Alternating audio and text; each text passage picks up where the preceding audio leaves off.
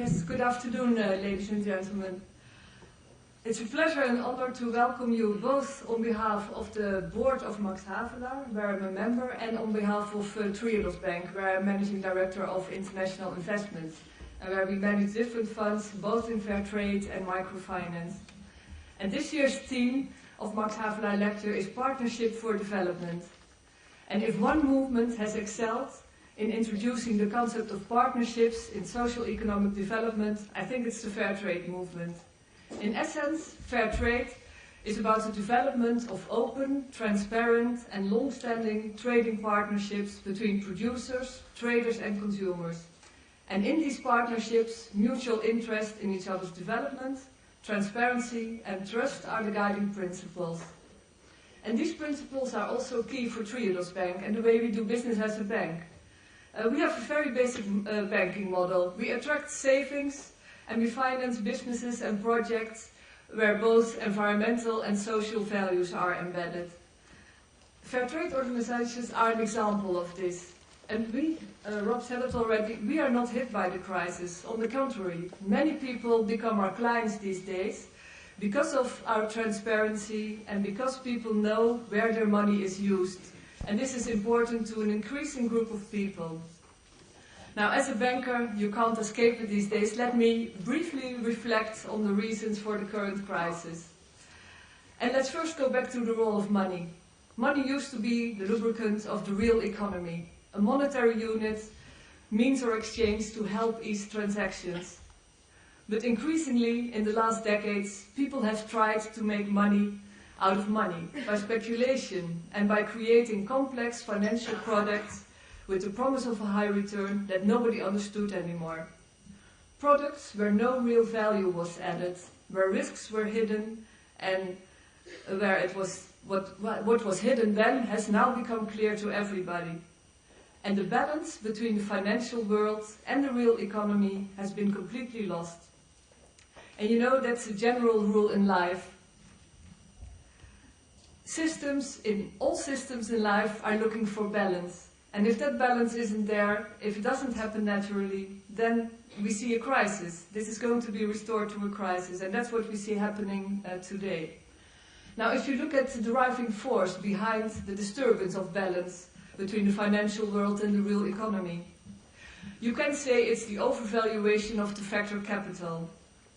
In a healthy economy, there's a balance between the three production factors: labor, people, natural resources and capital. And this balance is not there. Capital currently has been grossly overvalued. It's all about maximizing shareholder value. And I think in communist systems we've seen that the overvaluation of the factor labor doesn't work. Now we're seeing the failure of the system where the overvaluation of capital is no longer working. And I think this needs to change. Well, the word change again. We do need a paradigm shift in the way we do business. And I'm optimistic that the current crisis may lead to that change. And fair trade is actually an example of that. Fair trade is based on partnerships. Partnerships in the value chain between small producers in developing countries and consumers here in Europe. And we are part of that value chain with our Triodos Sustainable Trade Fund. This financial partnership is one of the key partnerships in the fair trade model. It's crucial that cooperatives have access to seasonal finance to bridge the period of harvest until they get paid by their buyers. And this is where we come in with Triodos Sustainable Trade Fund.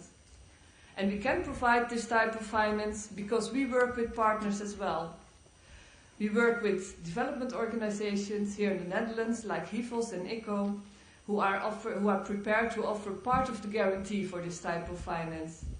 And we also have a special savings account at Triodos, where clients can save their money, and this money is then used to finance fair trade cooperatives and microfinance institutions. And we would like to welcome more of you with us to partner in increasing access to finance for fair trade producers and join this, I think, business model of the future. We are here with a stand, so if you have any ideas or questions, please visit us later. And for now, I wish you a very inspiring lecture by Norina Hurt. Thank you.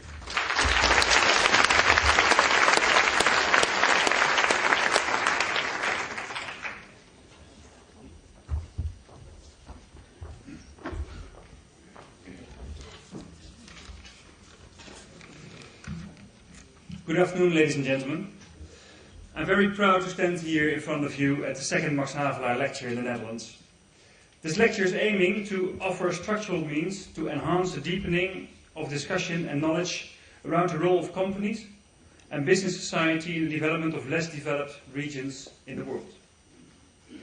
Last year, when we organized the first edition of this lecture, we intended to make this an annual event, and I'm very happy again to stand here in front of you with a program that makes me, as director of the Max Havelaar Foundation, very proud, and with a set of partners that share the enthusiasm we feel for this event.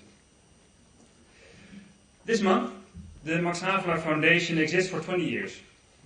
Over this length of time, a lot has been achieved. The lives of millions of people in developing countries have been influenced positively by the opportunities fair trade has offered them. Fair trade is aiming at poverty alleviation and empowerment through sustainable trade. This means that the three aspects of sustainability, people, planet and profit, are addressed, again, in balance.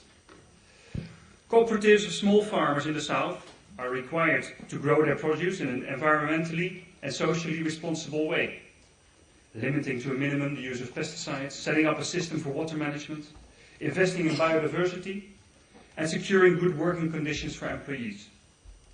They are expected to organize democratically and decide on investments collectively. Unique elements of fair trade are the fair trade price the farmers receive, and that covers the costs of this sustainable production, and the fair trade premium for the cooperative. Producers decide themselves to invest this money in projects for education, business improvement, healthcare, and in general better living conditions. Many impact studies prove the benefits for development. And these benefits are growing rapidly each year. Max Havelaar was a Dutch initiative, but we have sister organizations now in 23 countries. A wide range of products, and sales are expected to amount to a value of €3 billion this year. But this has not been the only achievement of fair trade. In 1988, when we started, companies, and especially the big ones, the multinationals, would not accept any responsibility for the quality of life of the people working somewhere in the beginning of the supply chain of their products, or for the environmental impact of these products. Nowadays, as we saw before, almost all of these companies accept their corporate social responsibility and report on their impact and achievements. And I'm convinced that Max Havelaar and fair trade in general have played an important role in setting this agenda. Trade under fair trade conditions is not even 1% of the enormous flow of goods that travels around the world. Fair trade is a good and effective, though not the only means for development. The Max Havelaar Foundation wishes not only to increase the amount of fair trade sales, for which we're this week organizing the Fair Trade Week, that I can make some promotion for now for the second time, with a lot of publicity and promotions in more than 3,000 stores in the Netherlands. But we also wish to contribute to a broader vision and solution on the very important questions of the unequal distribution of wealth in the world. Although we acknowledge that other factors are also necessary, we're convinced that trade is key for development. That's why we organize this lecture. That's why we're honored to present an impressive group of speakers to give their view on the subject and debate together from their respective backgrounds of science, business, NGO and government. The theme for this year's lecture is Partnerships for Development. This is a theme that lies at the very heart of our Max Havelaar Foundation. I remember that after my first 3 months of the job as a director, my main conclusion was that we're fully incapable of doing anything on our own. And still, as I mentioned before, the organization has achieved quite a lot in its 20 years of existence. Actually, there's only one reason for this success: finding the right partners. We don't sell or buy ourselves. We have no budgets for campaigning. We have no knowledge of roasting coffee, ripening bananas, or mixing delicious ice cream. We don't have shelf space or promotion positions. Neither do we have the capacity to assist our producers in the South on a daily basis or finance the trade. No. All the successes are achieved in partnership, and we therefore think that this is an interesting angle to look at opportunities for development through trade. For today's lecture, the Max Havelaar Foundation is also very pleased to have enthusiastic and very capable partners to organize the lecture with. The RSM Erasmus School of Management that tries to emphasize borderless business development in its broad line of curricula in both bachelor's, master's and executive education programs. EXCET, the Expert Center on Sustainable Business and Development Cooperation, that brings together the expertise in this field of the Maastricht School of Management, the Amsterdam Graduate Business School and the Rotterdam School of Management. And Triodos, the bank that has made a specialism of financing sustainable development and is the sponsor of this lecture. Ladies and gentlemen, I wish you a very interesting and enjoyable afternoon with the speakers and their debate, which, as you've seen, will be led by Professor Rob van Tulder. Thank you very much.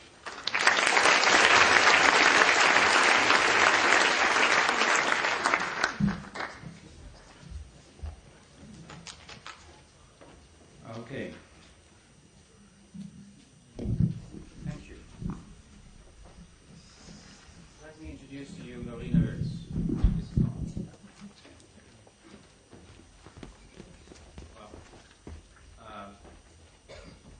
maybe you don't know that Norina wrote her doctoral thesis on Russian business relationships in the wake of reform. And basically, the statement of that thesis was that there was a lot of myth in the transition to market economy. And it questioned, what you might say, the soundness of the World Bank approach to this, the shock therapy, as you might say. And it was certainly the first time that Norina sort of took a critical stance to one of the sort of paradigms of development, that the World Bank should know better. In 2002, however, Norina became really famous because, well, The Silent Takeover was published. And as I understand it correctly, when I talked to Norina on this, this was not just a sort of, well, you write a book and it becomes famous, but it was also designed that way to have an impact. The Silent Takeover was subtitled Global Capitalism and the Death of Democracy. And maybe people know that she put there a sort of critical remark on the role of business in society,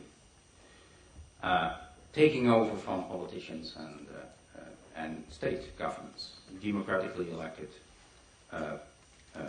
authorities.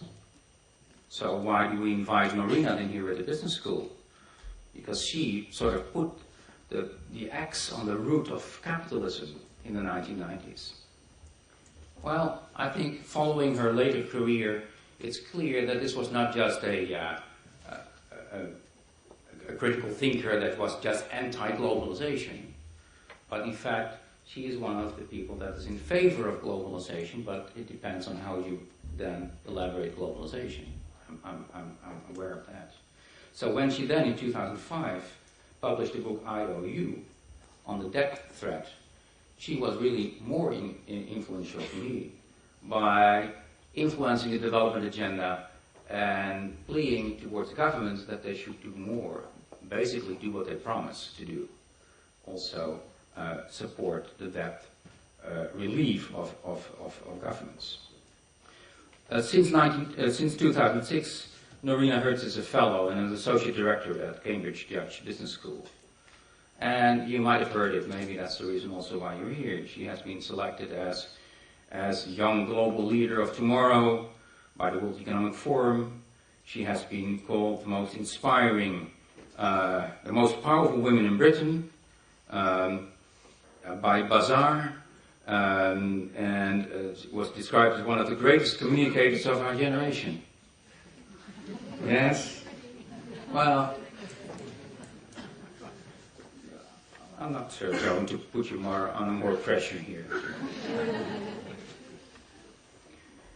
What is interesting is that next to her critical work and her publications, she has been a practical person. For instance, in 2006, she played a leading role in the development of RED, an innovative commercial model to raise money for AIDS victims in Africa, together with Singer Bono. And a story that she told me I found particularly interesting At one moment, I think it was a year ago, you went to all the football players in the UK and asked them for 1 day of their earnings. And you collected £1 million,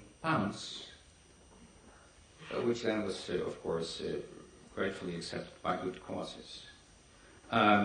Anyway, in 2008, and that's the year we are here now, Marina Hertz has accepted a visiting professorship at the Rotterdam School of Management. And I'm very proud and very pleased that Marina, as one of her first sort of promises she made when she accepted that visiting professorship, is that she wanted to do the keynote speech here today. So with further ado, I introduce to you Marina Hertz.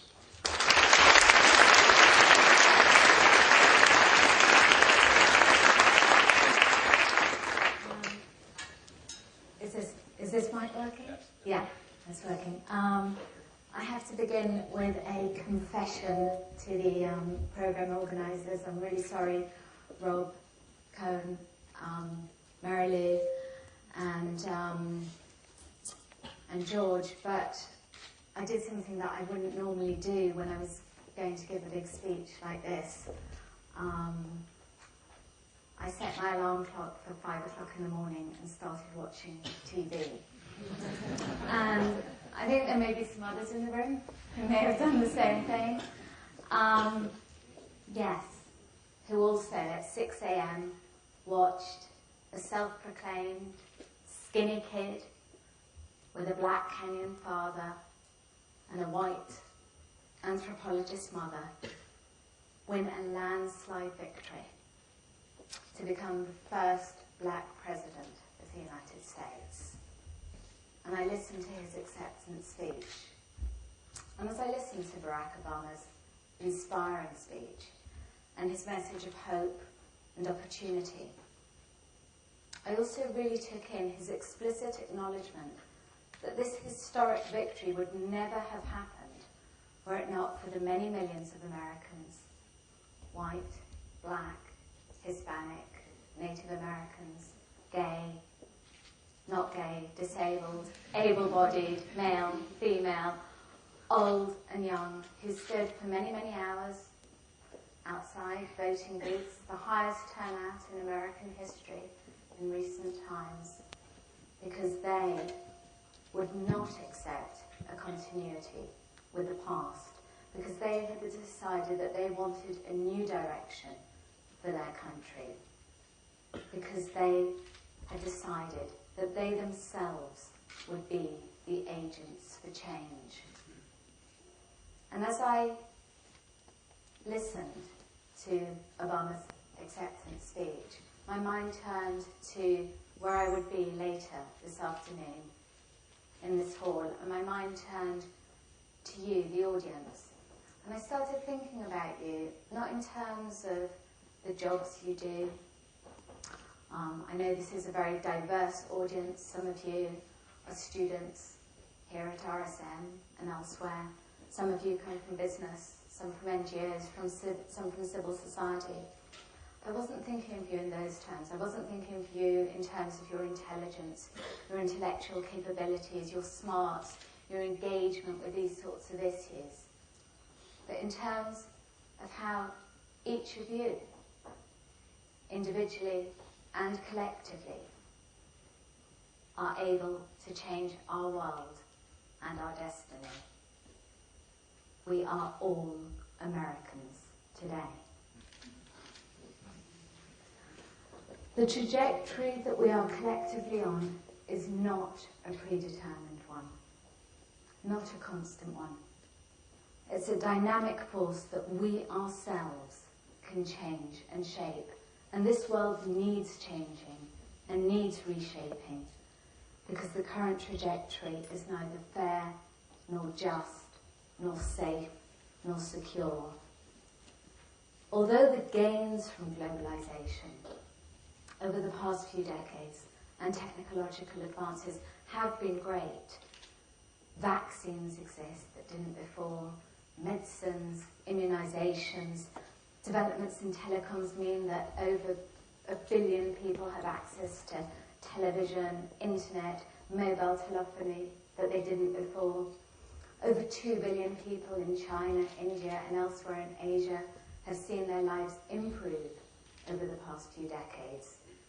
The gains have not been adequately shared. In fact, the gap between the richest and the poorest is bigger than ever before in history. Vaccines exist, but millions of people do not have access to them. 1 billion people at the lowest end of society are experiencing not only economic stagnation, but their lives are perceptibly worse. In fact, it's such a stark contrast that if I had to sum up the world of today, I would say that it is a world of exclusion, a world of extremes, a world in which societal and environmental justice have become so decoupled from the global economy that last year the 400 richest Americans were able to earn the combined income of 161 million people in sub-Saharan Africa.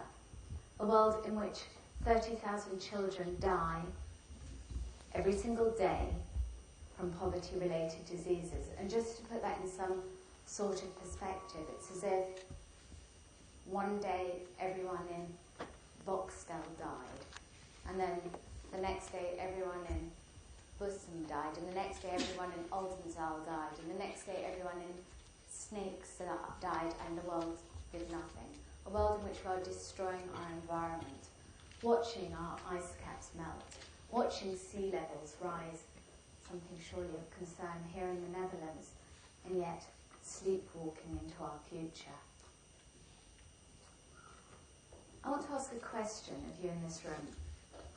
Who in this room feels that their lives are better than the lives of their parents?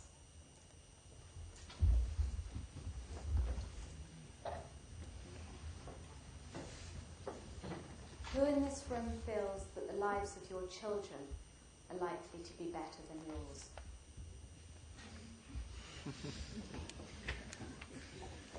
How depressing that is.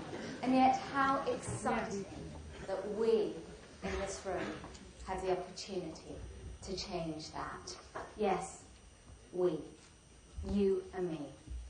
Each of us in this room has a part to play in changing not only our individual future, but our collective one.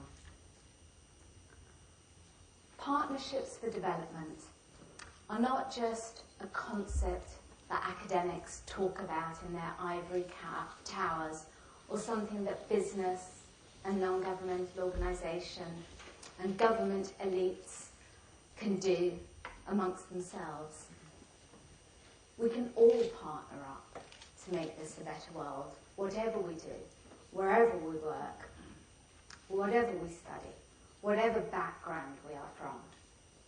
As citizens, it means recognising that we have the moral authority and the right to make demands of our politicians and make sure that these demands are met. Demands that they do not follow xenophobic, fearful voices of populism, but seriously investigate the causes of domestic ills, often inequality, often poverty, something we're seeing here in Rotterdam with the lines at food banks rising over the past few weeks as the economic crisis starts to hurt here too. Demands that they do not replicate the short-termism that played such a role in the financial crisis with their political choices, but be, as others today have said, willing to make decisions that may be unpopular in the short term, but be for our long-term collective gain. Demands that they use their power and influence to better not only our lives, but also the lives of those thousands of miles away. I think you have a few cows here in the Netherlands, all right? Well, just reflect upon this. Every European Union cow continues to be subsidised for over €2 a day, while over 1 billion people live on less than that. It's a travesty that the world's poorest people cannot sell their products to our markets because of our protectionist policies, our trade barriers. We must demand that politicians, and there are politicians in this room, put the lives of billions of people before those of cows. And in these bittersweet times of global economic recession, but now global political hope, I think we need to add to these demands a new one, that our politicians remain steadfast in their pledges to help the world's poor and the environment, and not in our names make the lives of those whose lives are already terribly hard even more unbearable. Not renege on our pledges to the environment with the excuse that today they do not have the resources to meet these commitments. Governments that were able to find hundreds of millions of dollars overnight to bail out banks are able to meet development pledges. It's not a question of available resources. It's a question of political will. The money is there. We must influence how our politicians spend it. And we must make sure that our politicians understand that our tacit partnering with them, in the sense of our voting for them or not voting for them at elections, will depend not only upon how they treat those most successful amongst us, but also on that how they treat those at home whose lives are a struggle, but also those overseas too. Now, I appreciate that some of you might find it a bit hard right now, given the current economic crisis, to get your heads round the urgency to be addressing matters overseas. You may be worried about your own job security. You may be worried about whether you will get a job in this climate. You may be worried about your own income flows, the rising cost of living, the safety of your own savings. So why at such a time am I stressing our need to still focus on those overseas? Why did Barack Obama make sure that he included in his acceptance speech a reference to people in far-flung corners of the world? Well, I can't speak for Barack Obama and explain why he included that, but why I think we need to keep our focus international is really for two reasons. First, because I'm very clear on this. It's just a matter of chance, random chance, that I was born into a middle-class family in London and not born in a poor village in Africa or a favela in Sao Paulo. So why, just because of luck, should I be accorded a whole host of rights and privileges that are denied others elsewhere because of where they were born or because of the colour of their skin? And the second reason is that it's not in our self-interest to allow the current level of inequity, inequality, injustice to persist. Because in this interconnected and interrelated world, when bad things happen in one place, the consequences are felt elsewhere too. We saw this in the case of the financial crisis, where the greed of Wall Street infected the banks in Iceland and then harmed communities here in the Netherlands who had entrusted their savings with those banks. We saw how quickly, in the age of globalization, bad things in one place can create a domino effect all over the world. So take a parallel with the financial crisis in the health realm, HIV/AIDS, or think about a parallel in the environmental realm, global warming. Problems elsewhere in a global world fast become our problems too, our collective problems. Immanuel Kant's words from over 200 years ago remain even more pertinent today. We stand unavoidably side by side. But it's also not in our self-interest to allow desperate people to remain desperate and without hope. At the extreme, this is because they can provide a fertile breeding ground for extremists, for fanaticists. At the less extreme, they can just be rightly angry and express outrage and outpouring that does have real consequences and couldn't be treated lightly, especially in the context in which we now live, a world of global media and satellite communications, a world which is increasingly transparent and where people in the poorest places now see how others live, see the rights others are accorded, that they are denied. I'll never forget Owen Swiwa, the brother of the late Nigerian activist Ken Saro-Wiwa, tell me this story of what it was like growing up in Ogoniland in Nigeria. He said, and then we got television, and then we saw what other people had, and then we got angry. Never before have injustice and inequity been so conspicuous. Never before has the chasm between social justice and the global economy been so wide. Never before have the excluded been so aware of their plight, and never before has there been so much that we can do. Of course, it's not only as citizens that we can affect change. As consumers, we can actively seek out where and under what conditions the products we buy are made, and withdraw our custom if they do not meet requisite human rights, environmental standards. And in such a way, we can actively show solidarity with those in communities far away who make the products in this room, the bananas, the ice cream, the tea, the coffee we can drink.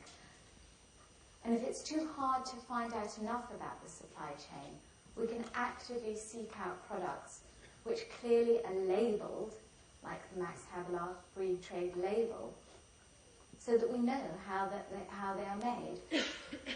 A whole range of products now available to us: bananas, coffee, tea, chocolate, cocoa, ice cream, many, many more.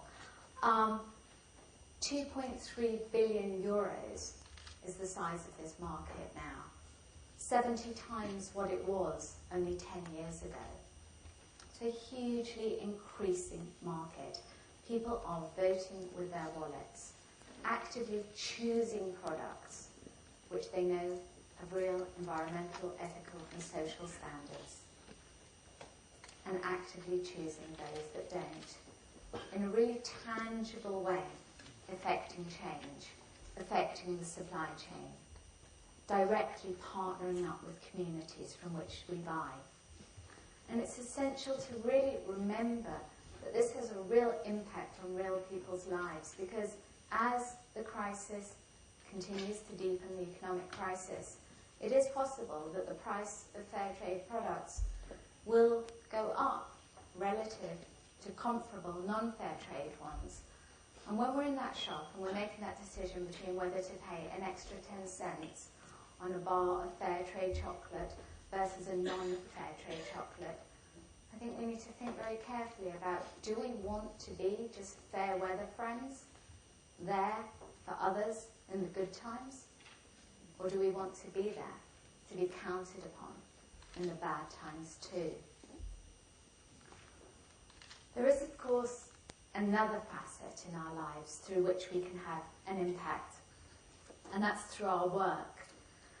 And here, most of you in this room have something at your disposal, or soon will have, for those of you who are in the job interviewing process right now. Big organisations, big companies at your disposal. Something I don't have. I can come and give speeches, I can write articles, I can write books. But you have at your disposal, or soon will have, hundreds, thousands, tens of thousands of colleagues, suppliers, customers, purchasers, who you, if you put your collective skills together, your collective brain power, your collective resources, your collective compassion, can really make a difference in terms of making this a better world. Now, you may think this is beyond one's job description, that thinking about such global issues or solving domestic ills is really something that one should do in one's free time, and not something that happens in the workplace. And you know what? That may have been true 5 or 10 years ago. But today, the business case for giving employees time off to volunteer, for creating and designing new products that are sustainable or that meet the needs of the poor, for developing ethical and environmentally sound products, for front-running regulation, are all very clear. And to understand this important point, I just want to spend a couple of minutes laying out for you the social, economic, political environment today, an environment very different to the environment of 10 years ago.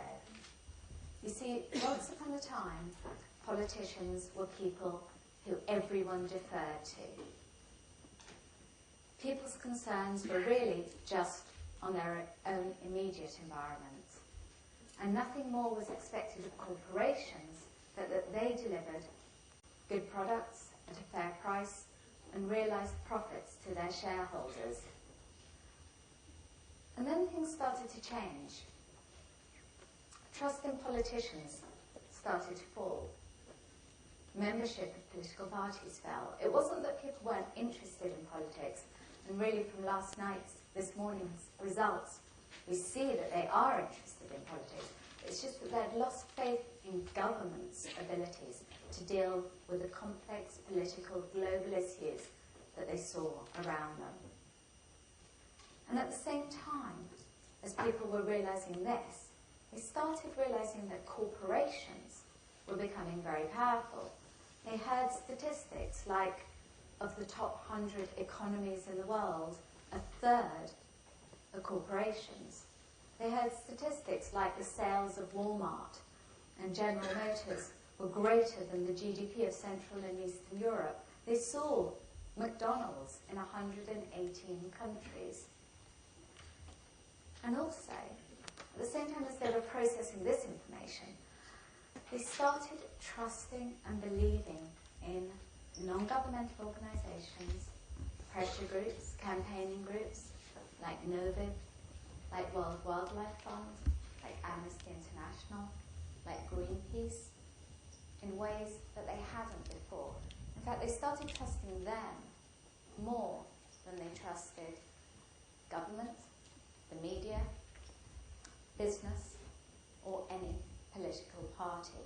And this combination of perceiving companies to be so powerful, pressure groups to be so influential in setting the agenda, in setting the terms of the game, and this loss of faith of government meant that they started putting new demands on business, new demands that corporations deliver on human rights, on the environment, on ethics, demands that really hadn't been made before, creating a whole new context within which corporations now have to operate, which the smartest companies are adapting to.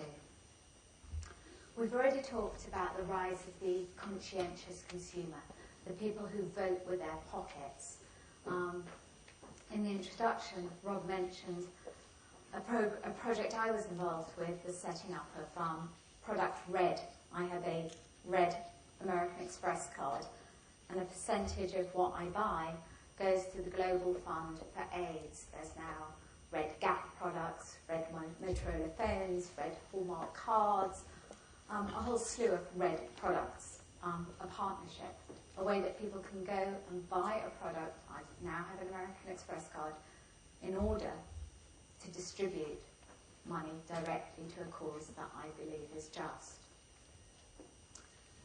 And in this world of increasingly homogenized products, it's important for companies to try and create brands which have a sense of community, which can inspire loyalty, which seem to be more than just a product that can be easily tradable.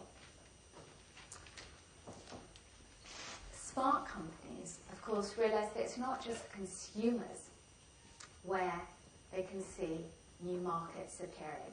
Smart companies realize that this changing environment isn't a problem.